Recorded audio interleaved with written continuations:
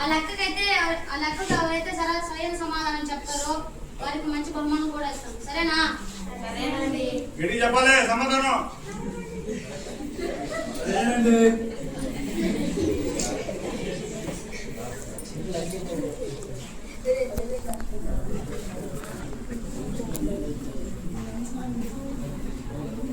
ఒక రాజుగారు రాణిగారి కంటే 15 సంవత్సరాలు పెద్దవాడు.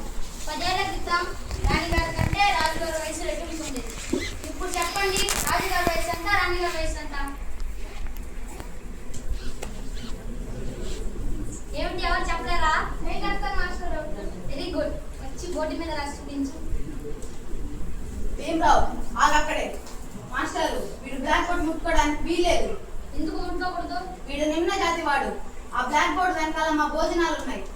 వీడు ఆ బ్లాక్ బోర్డ్ ముట్టుకుంటే మేము ఎలా తినగలం? భీమరావు ముట్టుకోవడానికి వీలేదు. సైలెంట్. వాళ్ళు ముట్టుకుంటే బయలుపడిపోయి అన్నం మీరు తినకపోయినా పర్వాలేదు. ఒక్క పూట అన్నం తినకపోతే ఏం కాదు. లేదు కూర్చో. భీమరావు మంచి బోర్డు మీద రాయి.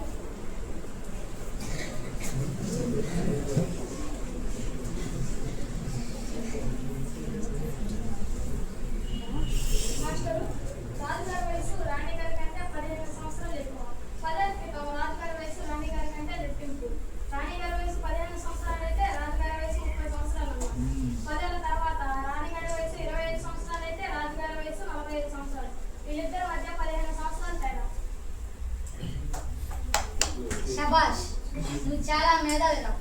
దీన్ని చూసి నేర్చుకోరా పిల్లలారా. ఇంత చిన్న వయసులోనే అంత పెద్ద ప్రశ్నకు సమాధానం ఇచ్చాడంటే మీరు ఎంత మేధావో అర్థం చేసుకోండి. భీమరావు, నీ తెలివితేటలకు ఎన్ని బహుమానులు ఇచ్చినా సరిపోదయ్యా. అయినా నేను ఇచ్చే బహుమతి తీసుకోవడానికి నువ్వు అర్హుడవు. తొందరలోనే నీకు ఆ బహుమతి నేను ఇస్తాను. అవును.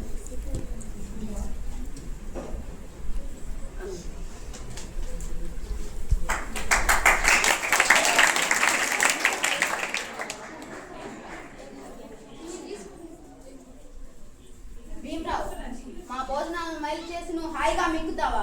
ఇదిగో నువ్వే మెక్కు. నల్ల జాతి వాడ, నిమ్న జాతి వాడ, నిమ్న జాతి వాడ, నిమ్న జాతి వాడ.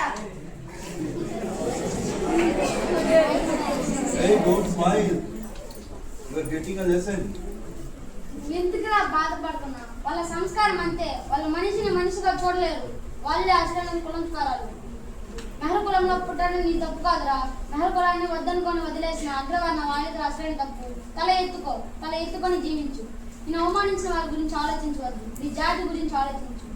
ఎదుగు, ఎవరికి అన్నంత ఎత్తుకెదుగు. అందుకు నీకు చదువే ఆధారం. బాగా చదువుకొని చీకట్లో ఉన్న నీ జాతికి వెలుగు కావాలరా. నీకు ఇందాక బహుమతి ఇస్తామన్నా, అదేంటో నీకు తెలుసా? నా ఇంటి పేరైన అంబేద్కర్ నీకు బహుమతిగా ఇస్తున్నాను. బాగా చదువు.